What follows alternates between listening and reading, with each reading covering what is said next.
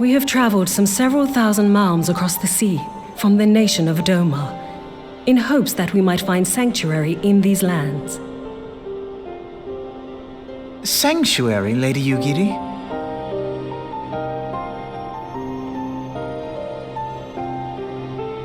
Aye. Lying within Othard, Doma was under the dominion of the Garlean Empire, as I'm sure you are aware.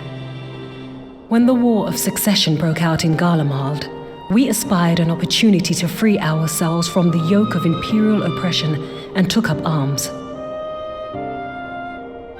Only to be crushed. And so I gathered what few Domans escaped the reckoning and guided them hither to your shores.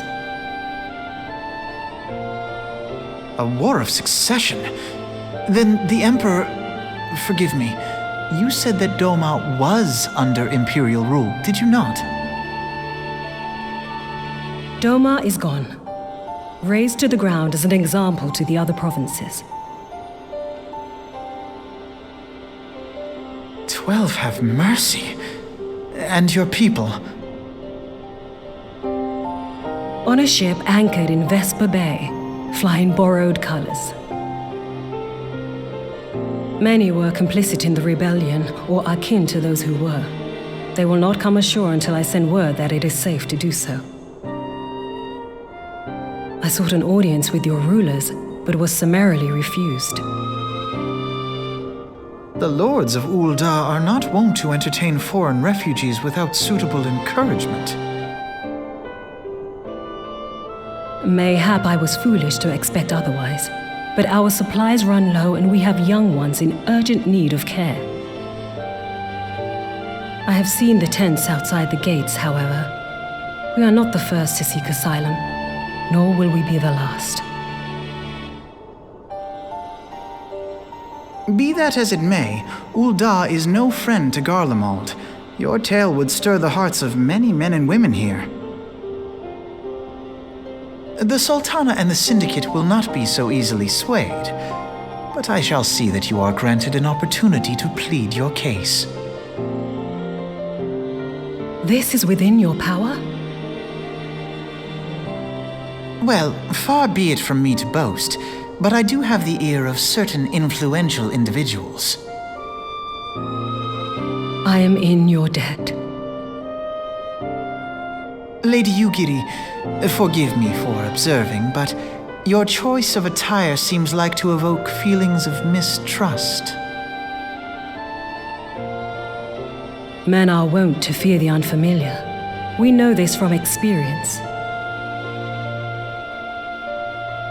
We seek only to spare the people of Ul'dah unnecessary disquiet.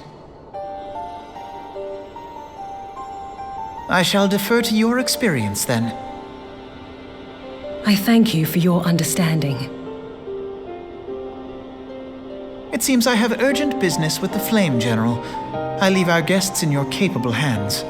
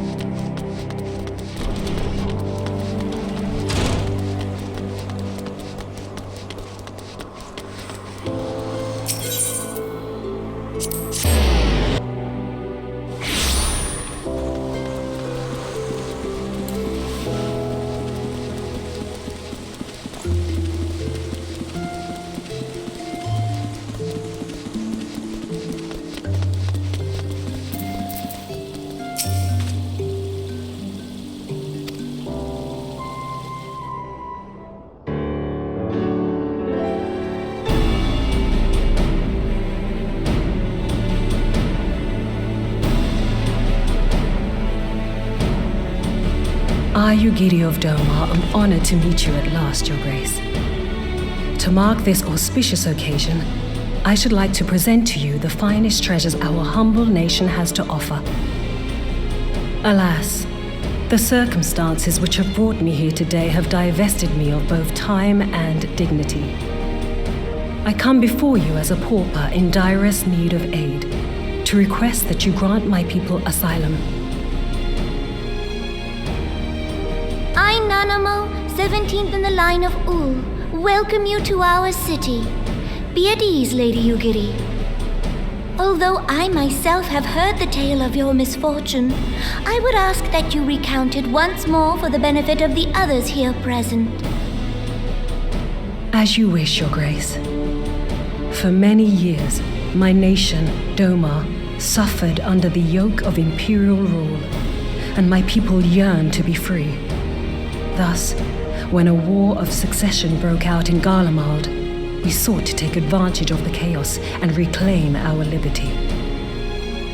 Alas, our enemy proved less preoccupied than we had hoped, and our rebellion was put down in the most brutal fashion.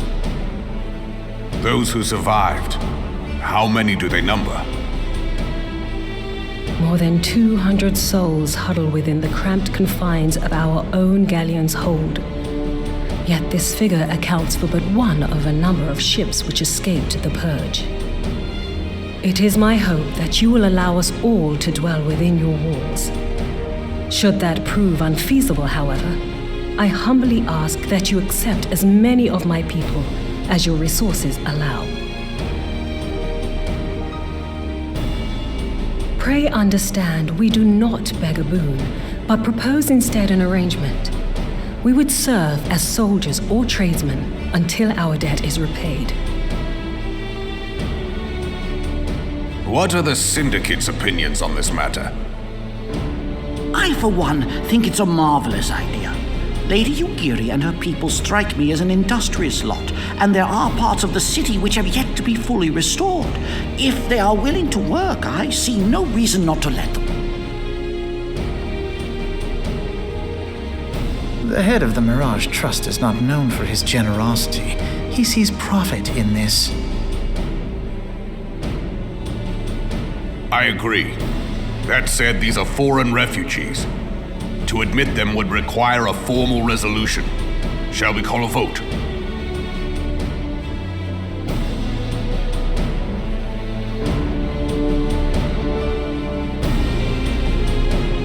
The law is the law.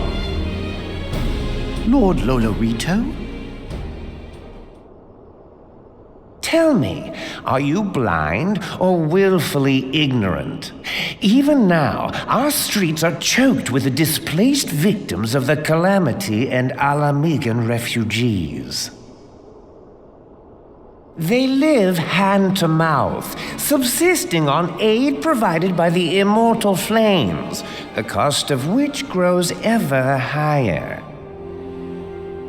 The wealth of Ul'dah is not without limits, my friends.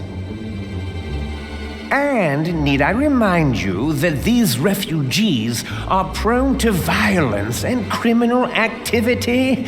You have all read the reports, I think. Without homes or employment, it is only a matter of time before men grow desperate and take that which they imagine has been unjustly denied them. Yet, knowing this, you would have us swell their ranks. Mayhap you think the brass blades and the flames are not hard-pressed enough? Some say the chairman of the East Aldenard Trading Company passes Gil thrice daily. This may explain how he came to be the wealthiest man in Uldar. Or it may simply be that he's ruthless beyond reckoning. Surely the Sultanate can support the few hundred domins Lady Yugiri represents. That our resources have been taxed, I do not deny. But we are hardly in danger of financial collapse. I move that an exception be made. An exception, Your Grace? I am suddenly reminded of a similar debate some years ago regarding a number of Alamigan refugees, if memory serves.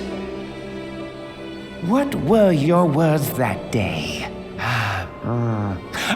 Yes. The law is the law, and so our visitors remained in Little Alamigo. Mayhap our wise and benevolent Sultana would be so good as to enlighten us as to which other of our laws should not be upheld. Mind your tongue, Lolorito. My lord, I share your concern for the welfare of our great nation, but we must endeavor to take a longer view. You know as well as I that people can be a resource still more precious than Gil. Precious or not, they were never yet so reliable. And unlike those who frequent your establishment, I have no desire to gamble with my future.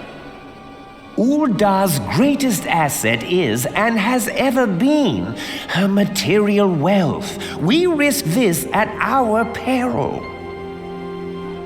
One need only look to Teleji Adeleji's example for evidence of the danger in allowing sentiment to dictate policy.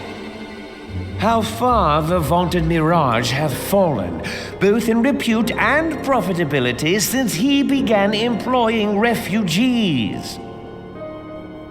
How I choose to conduct my affairs is not your concern, my lord. A proposal has been tabled. Given its urgency, I move we forego further debate and call a vote. To accept the Doman refugees or not. Those in favor, I bid you remain. Those opposed, I bid you leave.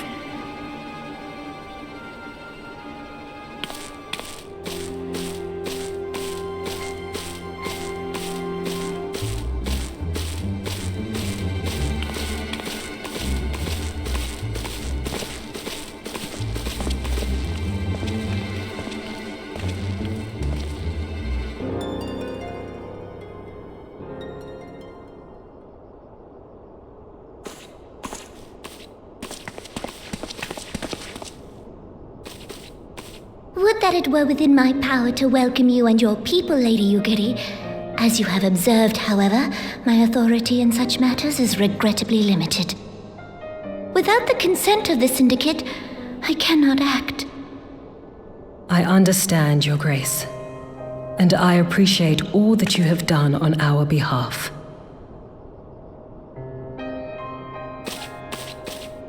The nerve of the man! If that bastard had not forsaken the eastern trade route, Little Alamigo would now be thriving. Oh, that you should have traveled so far under such dire circumstances, only to be refused in this manner is utterly unconscionable. Pray, accept my sincerest apologies.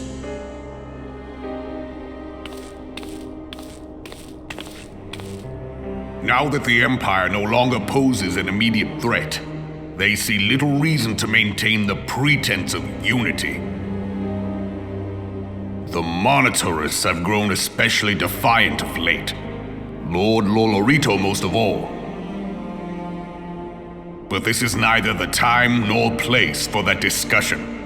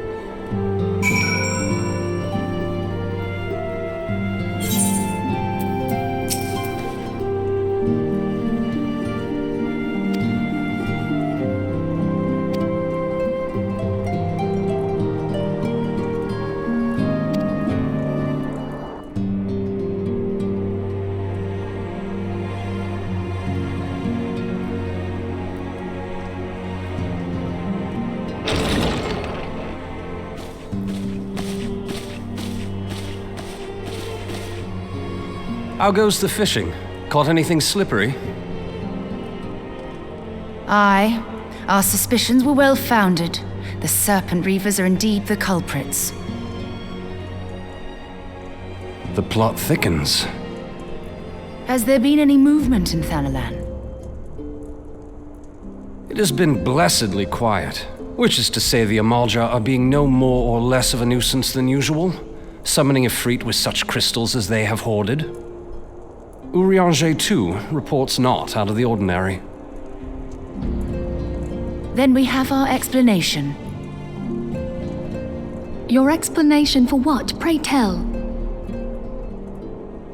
For the recent spate of crystal thefts in Thanalan, we naturally assumed that the trail would lead us back to the Amalja.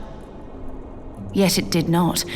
It led us across the sea unto Vilbrand. Vilbrand? There have been reports of increased Sahagin activity of late. Oh gods, they mean to summon Leviathan? That is the way of it, I fear. Whilst conducting our investigation on behalf of the mineral concern, we came upon evidence implicating the Serpent Reavers. With the aid of the Maelstrom, I was able to verify our suspicions. 'Tis only a matter of time before Leviathan returns to harrow the seas. But there is more. One of the Sahagin, an elder by my judgment, spoke of attaining the gift and knowledge of eternity.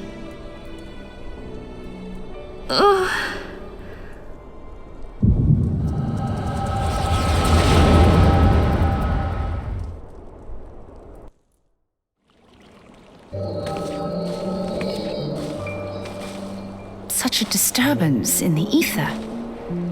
If I did not know better, I should think this device defective.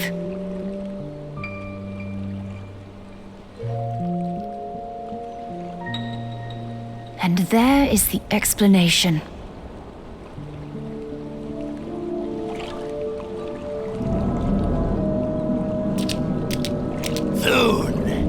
Soon it shall begin. Our Lord shall rise midst surging waves to wash away the finless ones. And I shall be granted the gift and knowledge of eternity, and with the emissary stand equal. Then shall I know no cessation, no oblivion.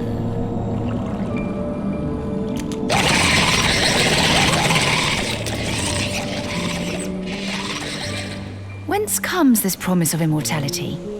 The emissary? We have outstayed our welcome.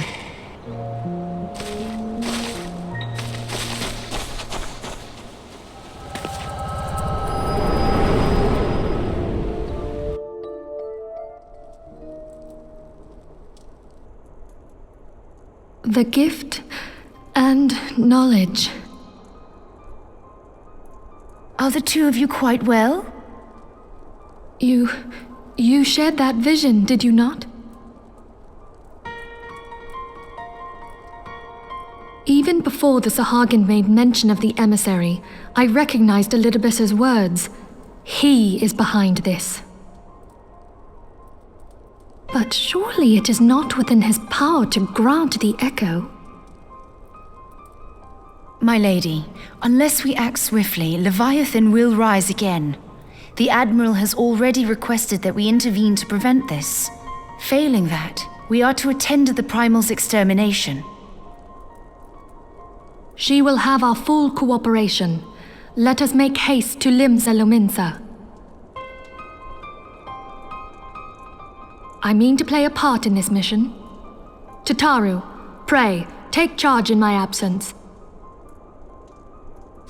My lady, are you sure this is wise? I am aware of the risks, but there is something I must see with mine own eyes. The true nature of the echo. Very well. I shall not stand in your way.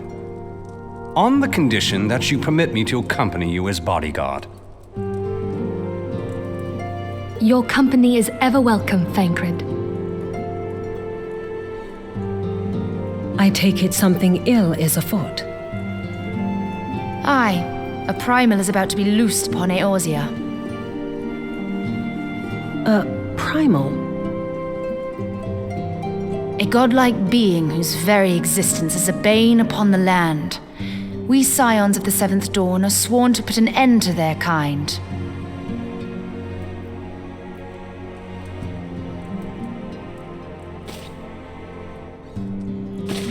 I see. Know then that I am learned in the arts of war. In return for the kindness you have shown my people, I would lend you my blade. It would be most welcome.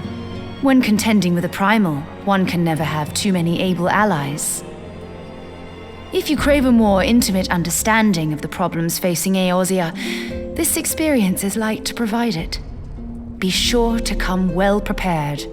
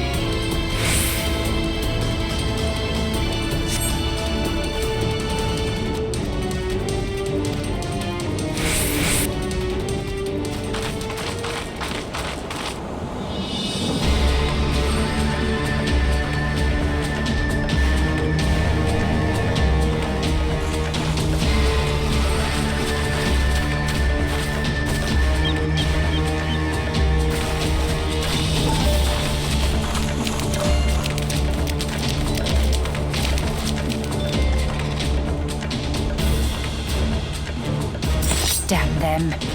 They have made thralls of soldiers and civilians both.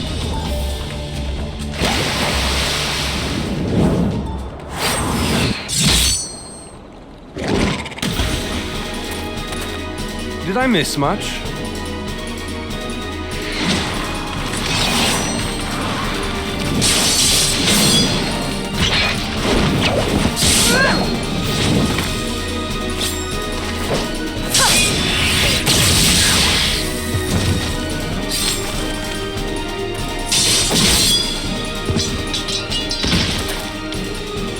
So that is how you fight in the Far East.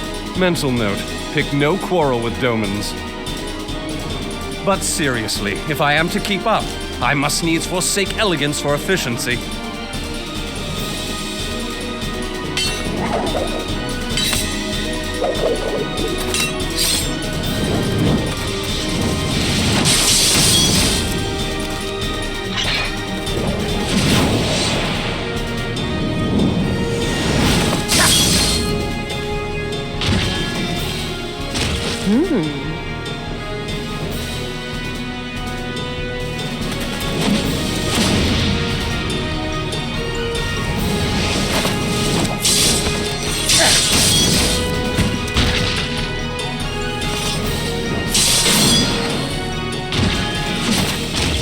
To the Aetheryte!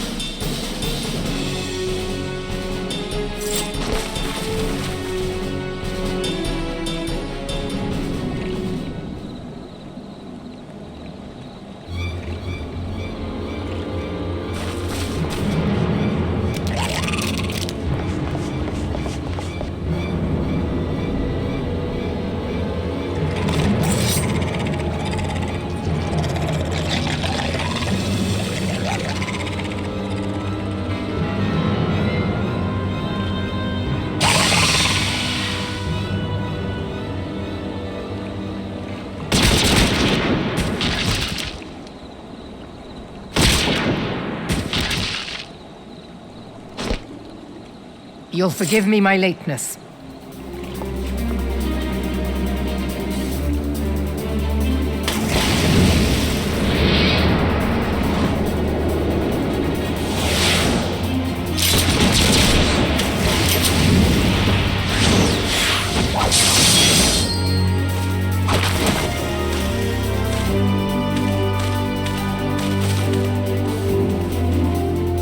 I've been something of a liability of late, I know.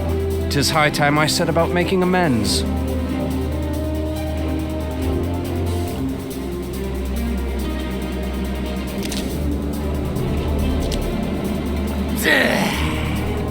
Long have you shriveled swordwalkers, tormented our kind. But no more! Your time is at an end!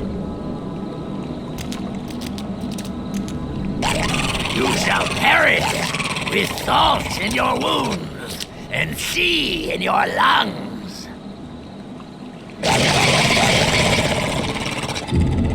Lord of the world, hearken to our plea. Lord of the world, deliver us from our misery.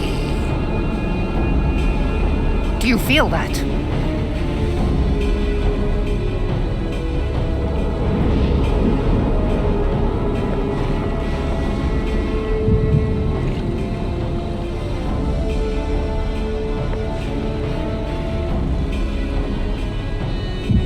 I know this sensation. It's the echo. What?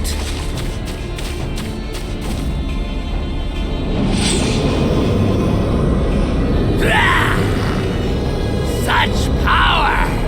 It is transcendent!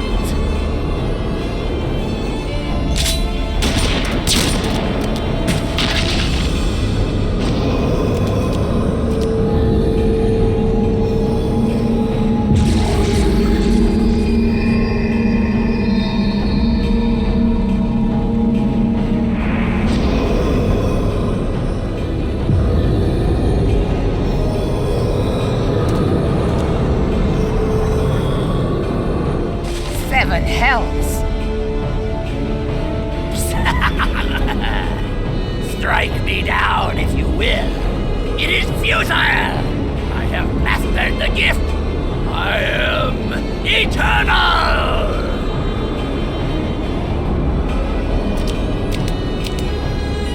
O mighty Leviathan, ruler of the seas, born of waters primordial, I offer unto you this frail flesh, that you might grant your faithful servants deliverance.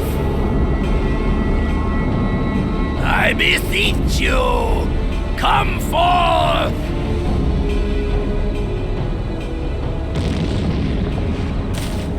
Die, damn you!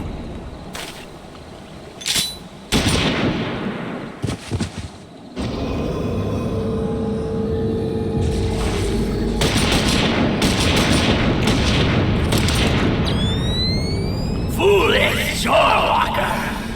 You cannot kill that which is eternal!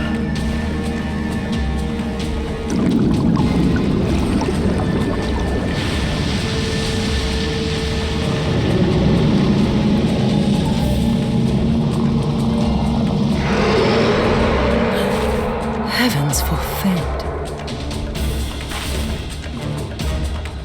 Damn it all!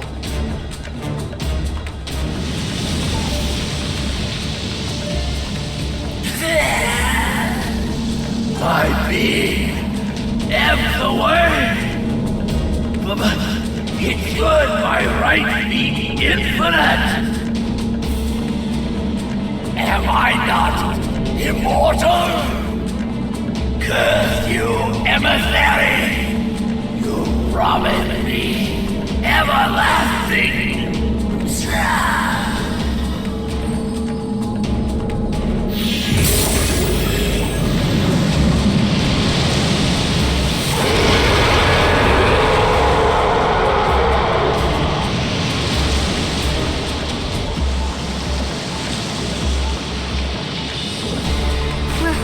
Where did he go?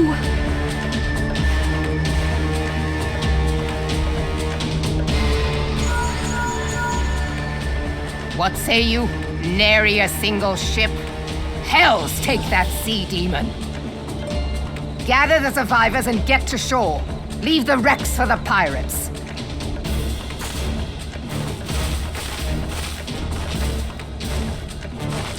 Leviathan wastes no time. The diversionary squadron is lost. For a mercy, 'twould seem the Primal now makes for open sea. But why does he not press his advantage? Unless... God save us. He means to unleash a tidal wave.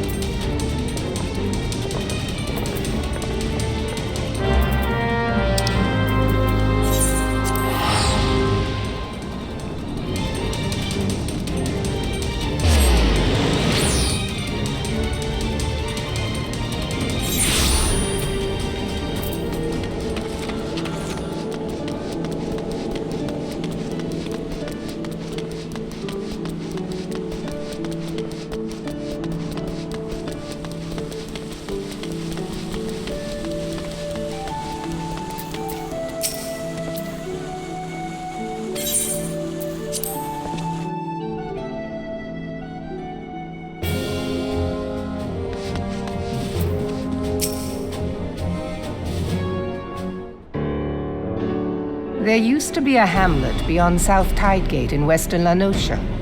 Hearthstone 'twas called. Some years prior to the Maelstrom's founding, Leviathan rose from the briny depths and set about unleashing watery hell upon us.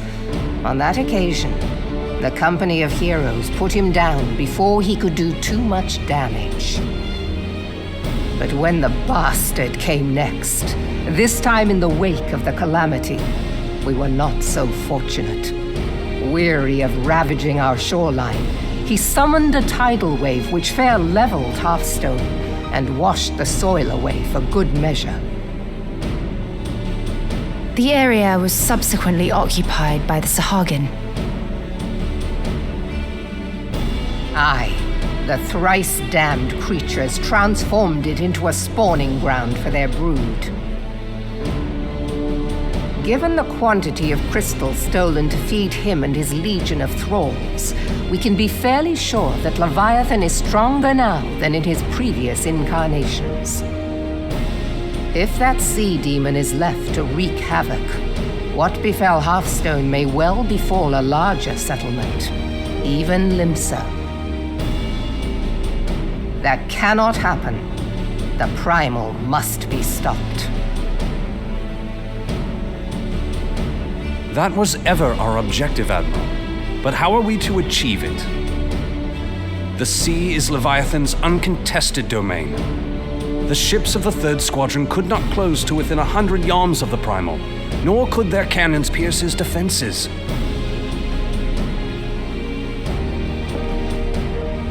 I have read the reports, Master Thancred. Our warships may as well have been bloody pleasure barges for all the good they did. 7 hells! Is there no way that we might strike back? The Company of Heroes defeated Leviathan, having first lured him into an inlet, but we must needs contend with him upon the open sea. It will avail us little to consult past experience.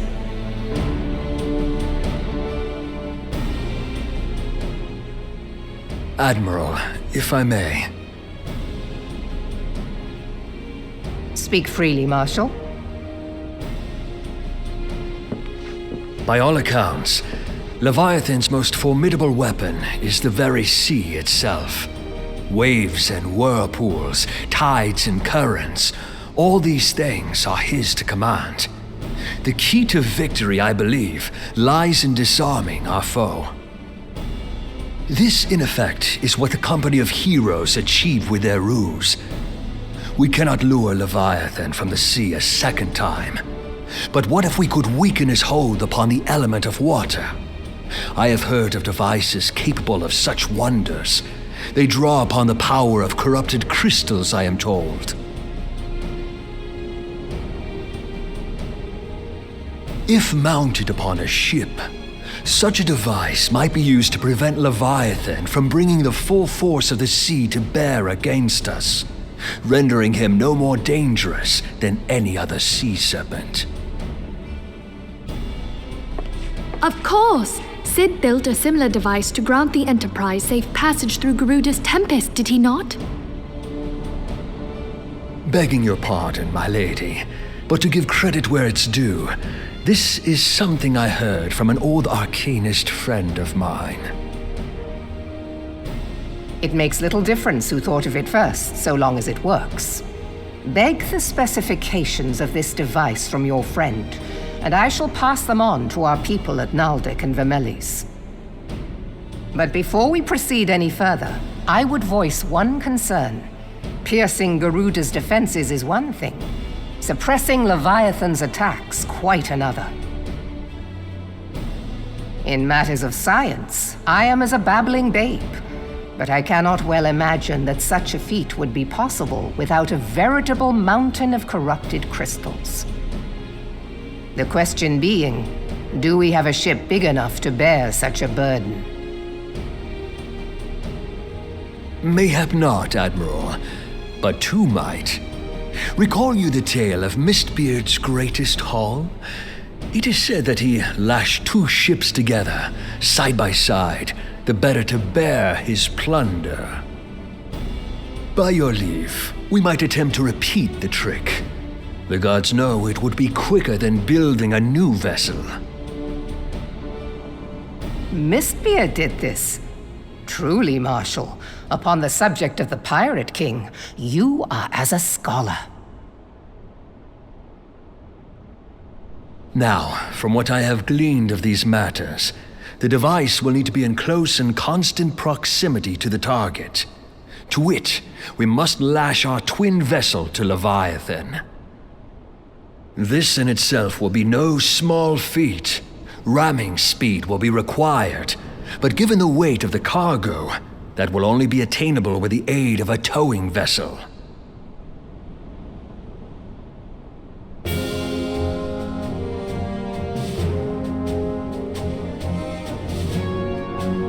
Suffice it to say, the task of piloting said vessel will entail considerable danger, and I would not ask it of another.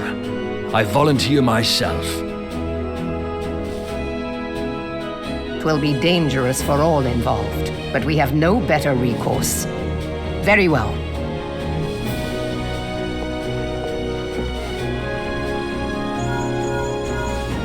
Commodore, assemble the remnants of the fleet at Morabee Bay. Give priority to our soundest vessels. The repairs can wait.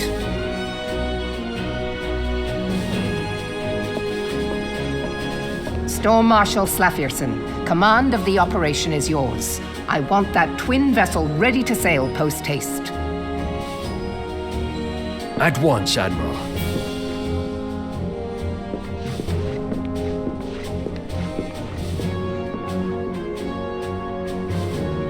And then there is the small matter of slaying the beast. The fate of Limsolominsa rests upon your shoulders once again. Go well, warrior of light.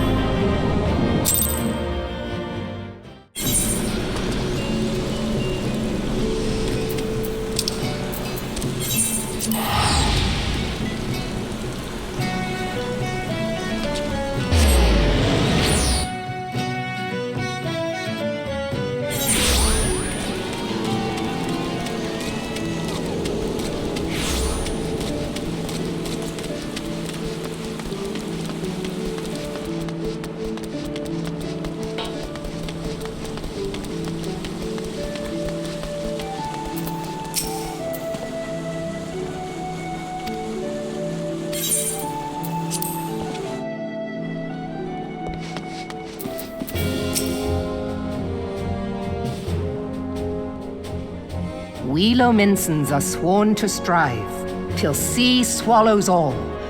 And swallow all it would have had Leviathan prevailed. That we still strive now, we owe in no small part to you. Not for the first time, you have delivered Limsa Lominsa from the wrath of a primal. Never has our nation known a stouter ally. On behalf of my people, I give you my humblest thanks.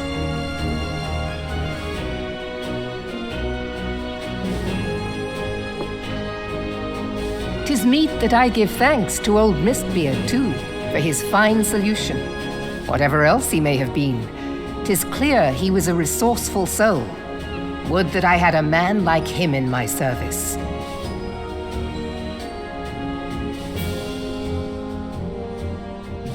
Before I set foot in these lands, I had no inkling that the people of Eorzea contended with such mighty foes. Suffice it to say, their existence came as something of a shock, as did the idea that they could be defeated. This experience has served to remind me of the vastness of the world and the boundless potential of man. Though I am but a refugee in this realm, I would fain be of use to you in your fight. Know that I am tutored in one of the foremost combat arts of the Far East. It may seem outlandish to the Eorzean eye, but should any of your people care to learn, I would be pleased to initiate them. And I will see to it that they are grateful. I have no doubt that your knowledge and skills will serve us well. Besides, your art is not so outlandish as you think. Would you not agree, Master Thancred? Naught escapes your searching eye, Admiral. Few are privy to this information, but Limsa Lominsa is home to a certain secret fraternity. Its members are trained in a form of combat not unlike your own. By my judgment, it should not be beyond such individuals to adapt to the techniques I witnessed you employing with such admirable deftness. I am heartened to hear this. I too noted a kinship between your style and mine own, though it seemed to me that you fought differently in the beginning. I suppose I did. What can I say? I'm a man of many talents. Though you may labor to believe it, Thancred was once something of a scoundrel who fraternized with the criminal class in these parts. Yestola! You jest, of course. But for a chance encounter with Alphino's grandsire, he might never have left Limsa Lominsa, or received an education in Sharlayan, or taken up his post in Uldar, which is where he trained in the blade, lest you wonder.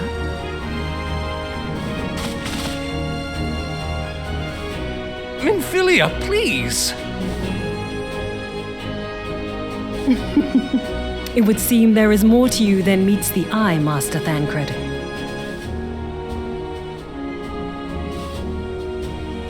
Lady Yugiri, I am told that you and yours came to Eorzea seeking permanent resettlement, and that many domins have since been engaged as frontier hands at Revenant's Toll.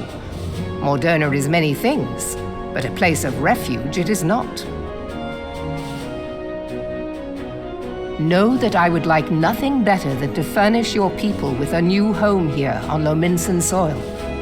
Alas, racked by instability as we are, our nation is in no fit state to take you in. Yet I'll not have it said that we turned a blind eye to your suffering. Until such time as we can do more, I pledge to send provisions. We are in your debt, Admiral. I realize that it scarce qualifies as repayment, but if it please you, I shall set about sharing my martial knowledge with your people at once.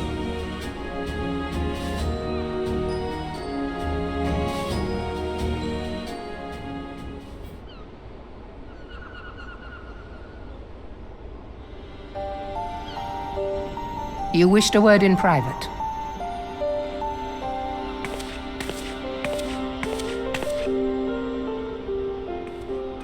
The better not to spoil the festive mood. History repeats itself, Admiral. As the kobolds did before them, the Sahagin resorted to summoning their god over a territorial feud. They acted in self-preservation. It may be that the Sahagin initiated this particular clash, but how it begins does not interest me so much as how it ends.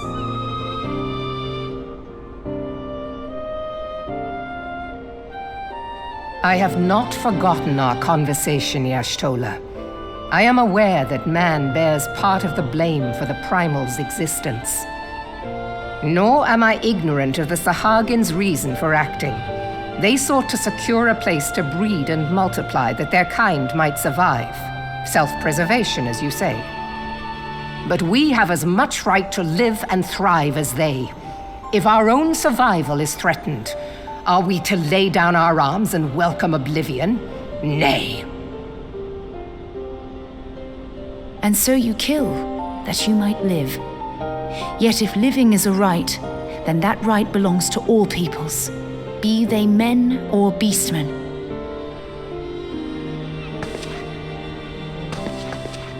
I'll not deny your reasoning, but when a storm gathers, it falls to me to see my people safely through it. That is my duty, and I shall do it.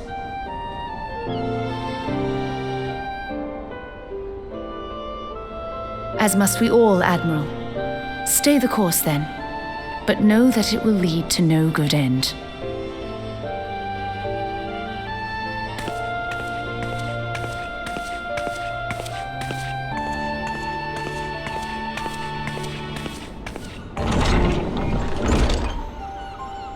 Man has ever put himself first and foremost.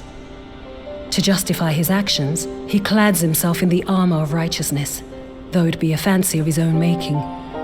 In this, mayhap the Garleans and we Domans are not so different.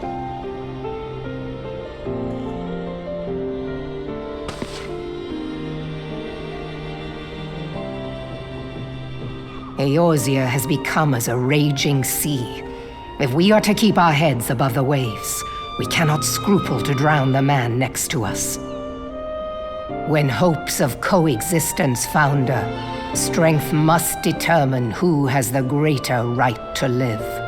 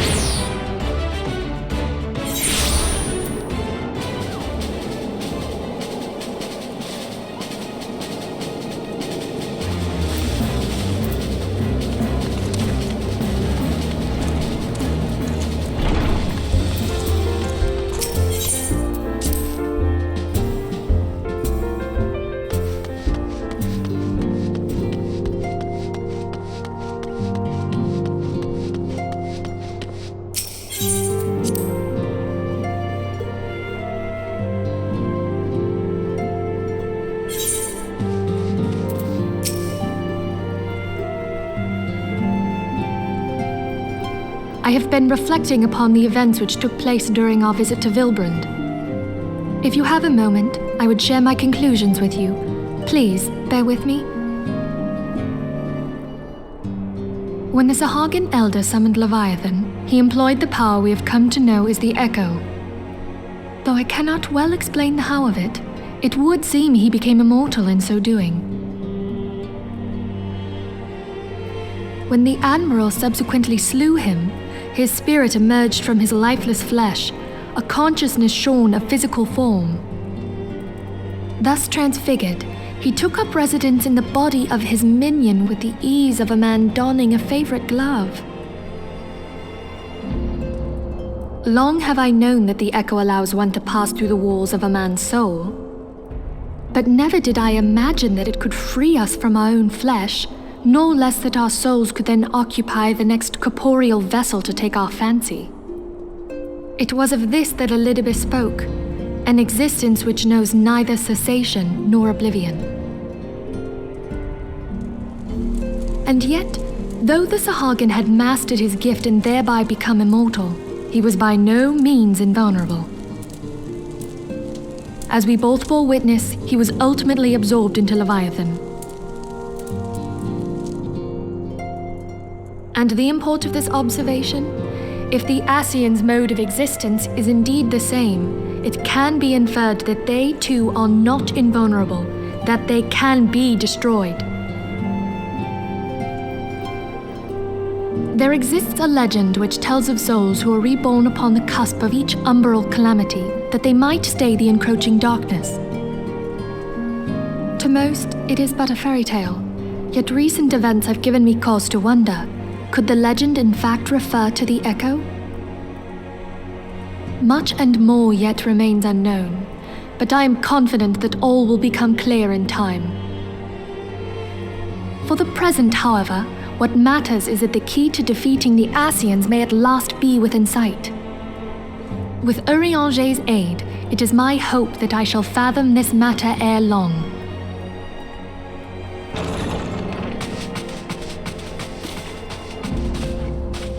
Oh, I was just about to send for you, my friend.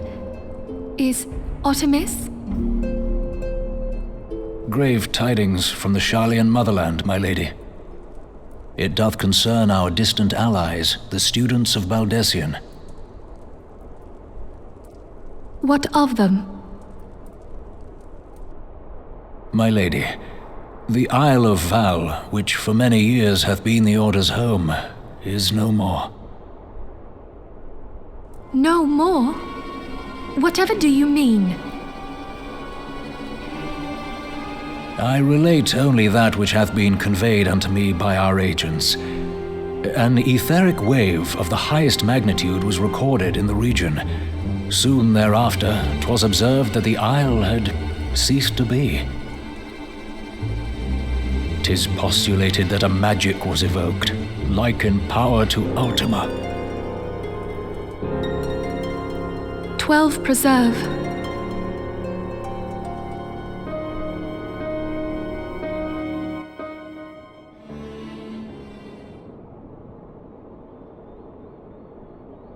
If there are no other matters, I move that today's meeting be adjourned.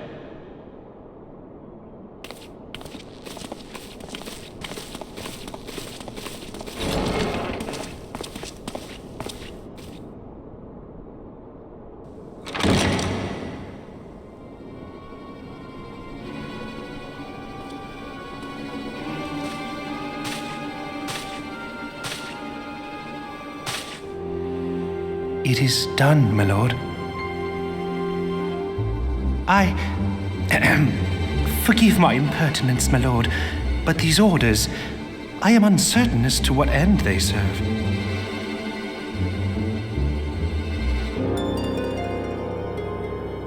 Revolution.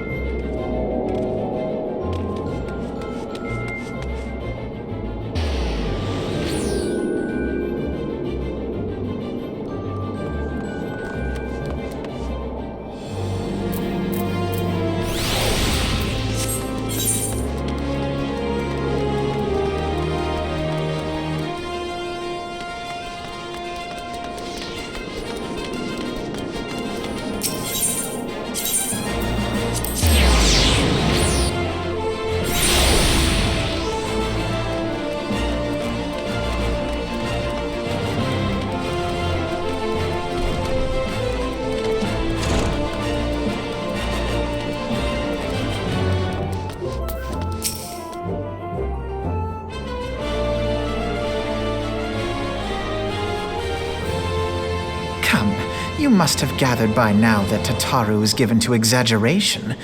As you can see, I am quite well. Ul'dah, on the other hand, is not. This riot was anything but an isolated incident. There is a restlessness in the air.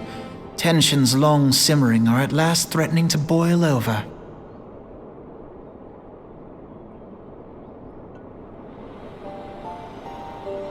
Ul'dah is a nation infamous for the great disparity between the wealthy and the poor.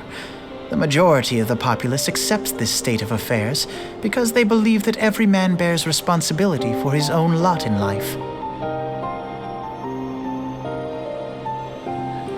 To an Ul'dan, money is the foremost, and some would say the only measure of a man's worth.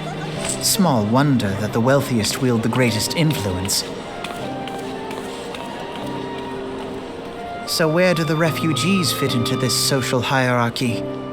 What place is there for those who fled Alamigo and the destruction of the Calamity? Plainly, there is none. They have no wealth, no power, and no worth. To the Ul'dan way of thinking, they may as well not exist.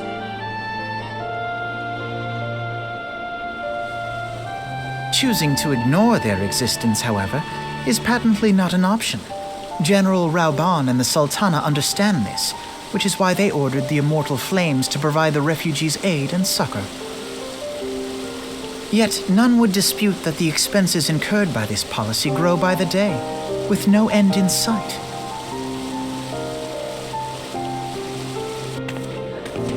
This has prompted more and more Ul'dans to question their obligation to aid these worthless wanderers. While more and more refugees have come to resent their treatment at the hands of the sneering citizenry.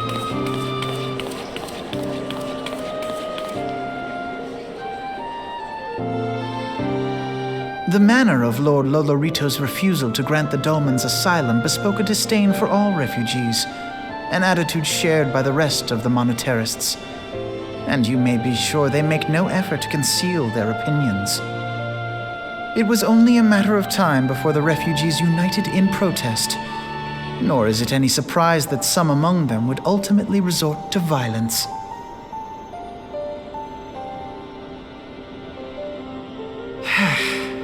That the Immortal Flames should choose this of all occasions to engage in joint training exercises with the other Grand Companies. By the time they return, the situation may well have deteriorated beyond mending.